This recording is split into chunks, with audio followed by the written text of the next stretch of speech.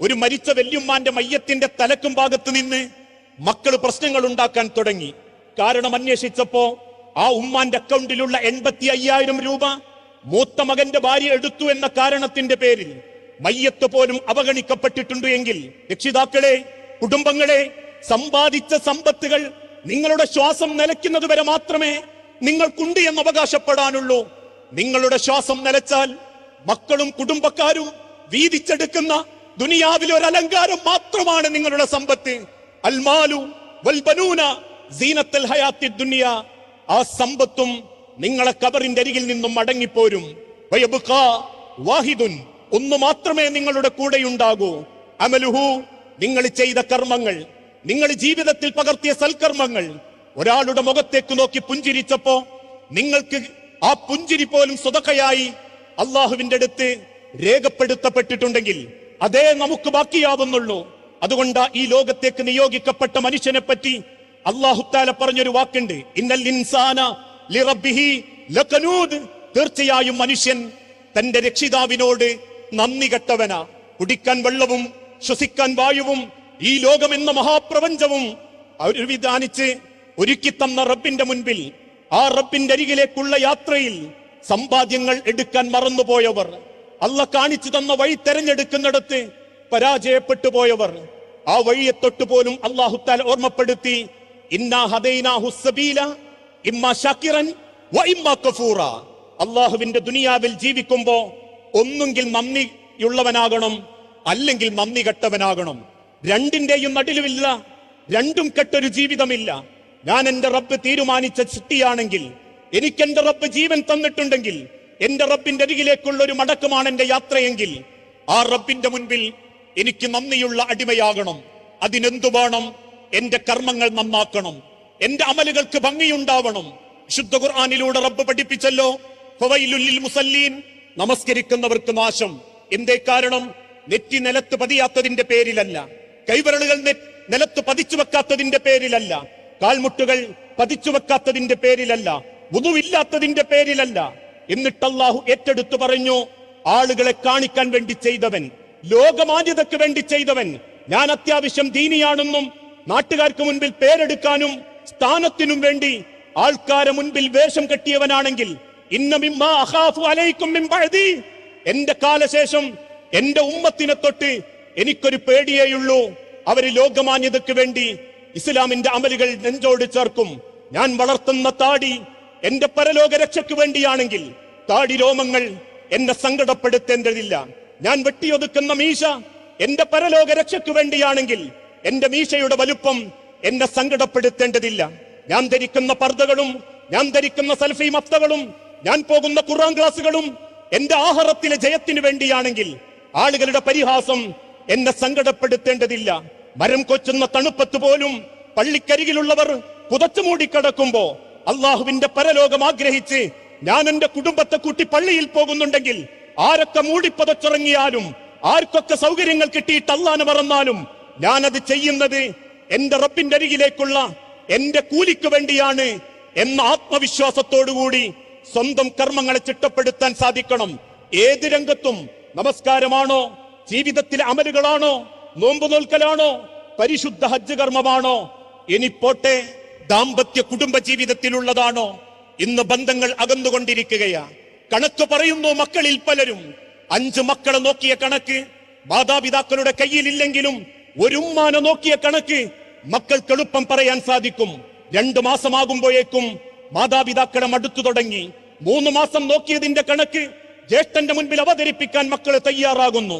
കാരണം നോക്കിയത് ദുനിയാവിലെ നാട്ടുകാരെ പേടിച്ചാണെങ്കിൽ 1 സെക്കൻഡിന് പോലും അള്ളാന്റെ അടുത്ത് കൂലിയല്ല. 6 മക്കൾ നോക്കിയിട്ടില്ലെങ്കിലും, എത്ര മക്കൾ എന്റെ ഉമ്മാക്കുണ്ടെങ്കിലും, എന്റെ ഉമ്മ എന്റെ വീട്ടിലെ പൈതലിനെ പോലെ, എന്റെ മക്കളെ പോലെ ഞാൻ എന്റെ ഉമ്മയെ സ്നേഹിക്കുമെന്നും ഞാൻ എന്റെ വാപ്പയെ പരിപാലിക്കുമെന്നും ഒരാൾ നോക്കിയിട്ടില്ലെങ്കിലും, പരലോകത്തിന്റെ വാപ്പാന്റെ ഉമ്മാന്റെ മുൻപിൽ എനിക്ക് നെഞ്ചു വിരിച്ച് നിൽക്കാൻ സാധിക്കണമെന്ന് ഒരു മകൻ തീരുമാനിച്ചാൽ അതാണ് കർമ്മങ്ങളുടെ സ്വീകാര്യത, അതാണ് അമലുകളുടെ സ്വീകാര്യത. ഭാര്യാഭർത്തൃ ബന്ധങ്ങളിൽ പോലും ഭർത്താവിനെ വഞ്ചിക്കുന്ന ഭാര്യമാരുണ്ട്, ഭാര്യയെ വഞ്ചിക്കുന്ന ഭർത്താക്കന്മാരുണ്ട്. ഏതോ നൈമിഷികമായ പ്രേരണയുടെ പേരിൽ ഒരായുസ് മുഴുവൻ കുടുംബത്തിന് വേണ്ടി സങ്കടപ്പെട്ട് ജീവിക്കുന്ന ആണിനെ മറക്കുന്ന ഒരുപാട് ഭാര്യമാർ. അവരോടും ആ കുടുംബത്തിന് വേണ്ടി ജീവിക്കുമ്പോ ഭാര്യമാരുടെ വഴിവിട്ട പോക്ക് കണ്ട് ഇപ്പോഴും നെഞ്ചുപൊട്ടി ജീവിക്കുന്ന ഭർത്താക്കന്മാരോട്, നിങ്ങൾ കുടുംബത്തെ സ്നേഹിച്ചത് അള്ളാഹുവിന് വേണ്ടിയാണെങ്കിൽ, നിങ്ങൾ ആ പെണ്ണിനെ സ്നേഹിച്ചത് നാഥന് വേണ്ടിയാണെങ്കിൽ, അവള് ചെയ്തതിന് അവൾക്ക് കൊടുക്കേണ്ട ബാധ്യത റബ്ബേറ്റെടുത്തിട്ടുണ്ട്. നിങ്ങൾ കൊടുക്കുന്ന ഭക്ഷണം, നിങ്ങൾ ചെലവഴിക്കുന്ന പണം, അതൊന്നും വൃഥാവിലാവില്ല.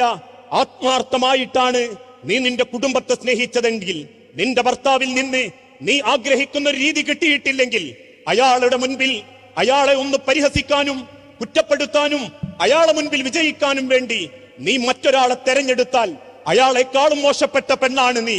നിനക്ക് വിധിക്കപ്പെട്ട ആണിനെ അള്ളാന്റെ പരീക്ഷണമായി കണ്ട് ആ കുടുംബത്തെ സ്വർഗത്തിലെത്തിക്കാൻ വേണ്ടി പണിയെടുക്കുന്ന ഉമ്മമാരാണെങ്കിൽ അവരോടാ റബ്ബ് പഠിപ്പിച്ചത്,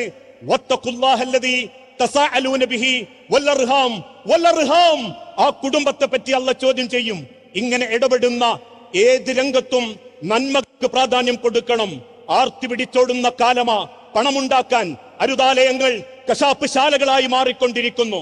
പ്രൊഫഷണൽ മേഖലകളിൽ ജീവിതം മുൻപോട്ട് കൊണ്ടുപോകുന്ന കുടുംബാംഗങ്ങളോട് നിസ്സാരമായ കാരണത്തിന്റെ പേരിൽ ഏതെങ്കിലും സ്ഥാപനങ്ങൾക്ക് വരുമാനമുണ്ടാക്കാൻ പാവപ്പെട്ടവരെ ചൂഷണം ചെയ്യുന്നുണ്ടെങ്കിൽ, ഒരു രോഗിയുടെ മനസ്സ് വേദനിപ്പിക്കുന്നുണ്ടെങ്കിൽ, അല്ലാഹു പറയുന്ന ഒരു വാക്കുണ്ട്, ലാ തഅകുലു അംവാലക്കും ബൈനക്കും ബിൽ ബാത്തിൽ.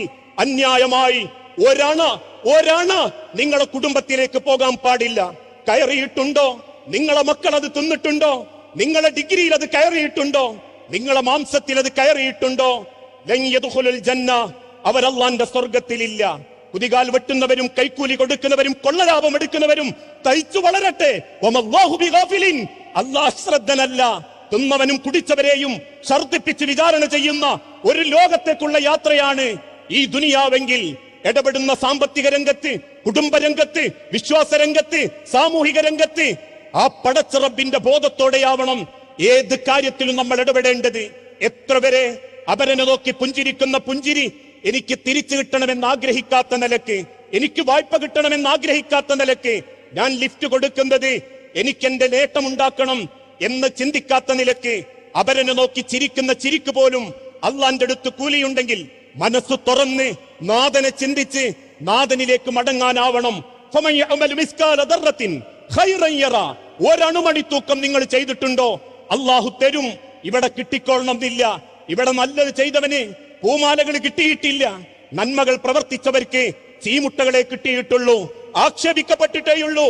സ്ത്രീധനം വാങ്ങാതെ പെണ്ണ് കെട്ടിയവനെ പോലും ഷണ്ടനെന്നും ആണത്തത്തിന് വിരുദ്ധനെന്നും വിളിക്കുമ്പോ, കല്യാണത്തലേന്ന് കുടിച്ചു കൂത്താടി തുള്ളുന്നവരെ നോക്കി എൻജോയ് ചെയ്യുന്ന ലിബറലിസത്തിന്റെ ആവേശമെന്ന് ആളുകൾ പുകയ്ത്തുന്ന സമയത്തും കണങ്കാലിന്റെ മേലേക്ക് ജീൻസും ധരിച്ച് ഇടത്തെ കണങ്കാലിൽ ചരടും കെട്ടി ബോബ് ചെയ്ത മുടിയുമായി കളർ ചെയ്ത മുടികളുമായി ചീറിപ്പാഞ്ഞു പോകുന്ന ബുള്ളറ്റിൽ ഏതോ ഒരുത്തന്റെ അരക്കെട്ട് മുറുകെ പിടിച്ച് ആണിനെയും പെണ്ണിനെയും കൊണ്ടുപോകുമ്പോ ആസ്വദിക്കുന്നവരല്ല, 6 അടി മണ്ണിലേക്കുള്ള യാത്ര ഏറെ ഭയാനകമാക്കിയവരാണ് എന്ന് നിങ്ങൾ ചിന്തിക്കണം. ആ ചിന്ത നമ്മളെ ജീവിതത്തെ ചിട്ടപ്പെടുത്തണം.